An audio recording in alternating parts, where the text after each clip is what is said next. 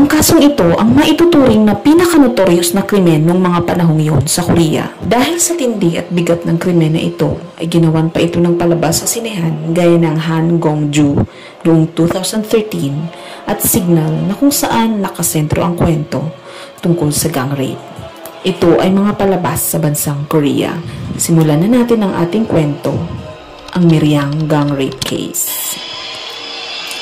Noong June 2003, isang 14 na taong gulang na dalagita na mas kilala sa kanilang lugar bilang Choi sa bansang Korea.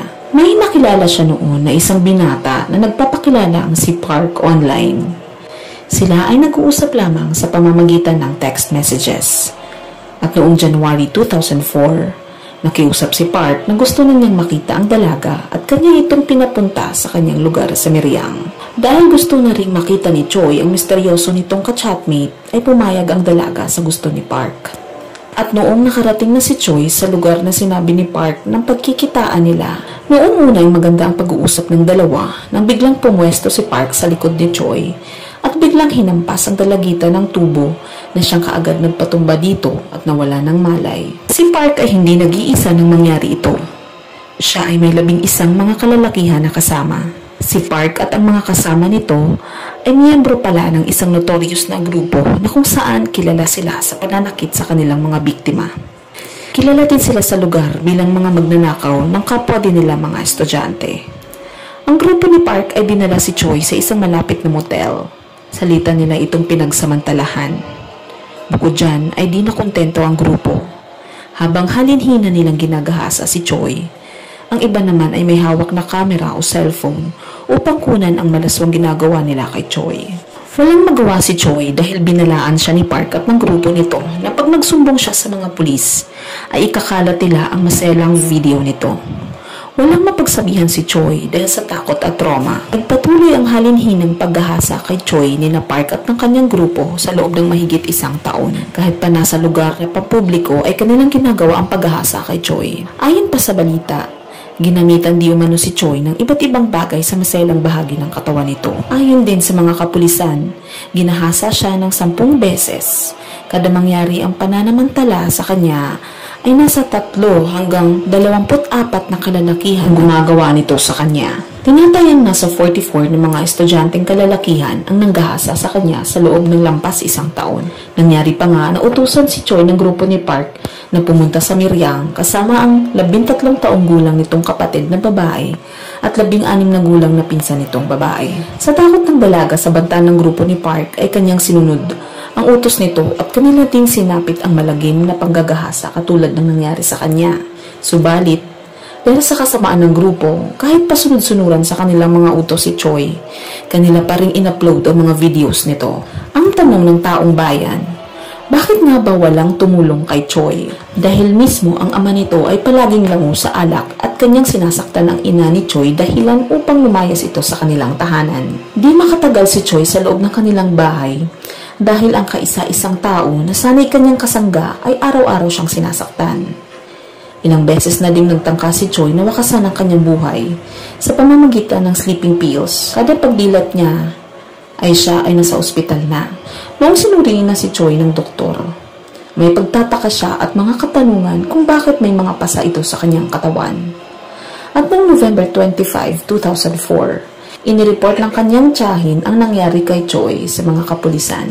Agad nagsagawa ng investigasyon ng mga pulis at kanilang napag-alaman na di lang pala nag-iisang biktima si Choi ni na Park at ng grupo nito. Mayroon pa palang 5 pang kababaihan ang kanila ding ginahasa. Kung ang mga salarin ay kaagad na kulong dahil sa mga krimeng kanilang ginawa, ang kwentong ito ay matatapos na sana.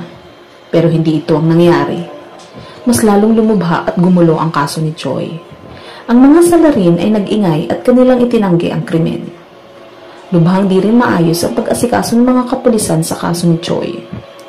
Usap-usapan din na pinagsalitaan ng mga police officers sina Choi at ang iba pang mga biktima ng hindi magaganda at sinabing sinisira nila ang reputasyon ng Miryang, Korea. At sumunod na ginawa ng mga pulis ay kanilang ibinunyag sa media ang pagkakakilanlan ni na Choi at ang iba pang 5 mga dalaga ng mga biktima rin. Doon nagsimulang makatanggap ng mga pananakot si Choi mula kay Park at ng grupo nito, kasama niya ang kanilang mga magulang. Kahit nga ang kahilingan ni Choi na ma-interrogate sana ng babaeng pulis ay hindi rin pinagbigyan. Ang nakakalungkot pa ay noong tinanong si Choi ng lalaking pulis na baka siya pa daw ang nang-akit sa mga suspect. Nangyari pang kasama ni Choi sina Park at ang gang nito sa loob ng isang kwarto habang sila ay ini-interrogate ng mga kapulisan. Tinanong pa ng pulis kung ang maselang parte ng mga kalalakihan ay ipinasok ba sa maselang bahagi ng katawan ni Choi. Bakit at paano naging ganito ka-insensitive ang mga kapulisan sa kaso ni Choi at sa 5 pang mga biktima? Isipin niyo kung paano nila pastangan ng mga kapulisan ang karapatan ni Choi at kung paano nila ito maliitin.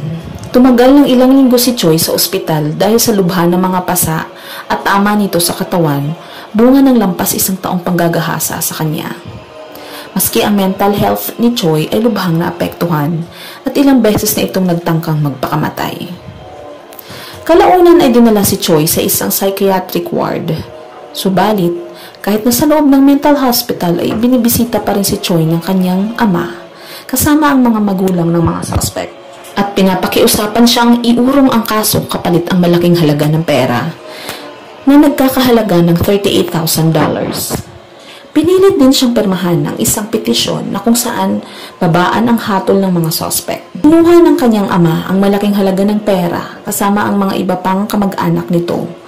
Ngunit kahit ni piso ay wala silang nilaan para kay Choi sa pagpapagamot nito sa kanyang kalusugang mental.